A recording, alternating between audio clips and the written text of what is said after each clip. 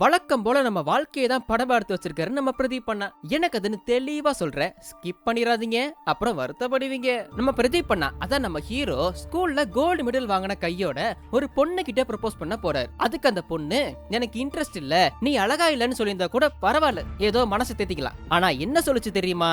நீ ரொம்ப நல்ல பையனா இருக்கன்னு சொல்லிடுச்சு. என்னடா சொல்றீங்க தானே கேக்குறீங்க? அத நீங்களே பாருங்க. ராகவன், நீ ரொம்ப நல்ல பையன். எனக்கு ராம்போ தான் பிடிச்சிருக்கு. எனக்கு blonde hair தான் பிடிக்கும். Actually நீங்க ரெண்டு பேரும் blonde அப்படியே நிஜமாவா சொல்ற? யா அஞ்சனா அவன் 3 சப்ஜெக்ட்ல ஃபெயில். ஸ்கூல் பத்தம் தம்மடி பாஞ்சனா.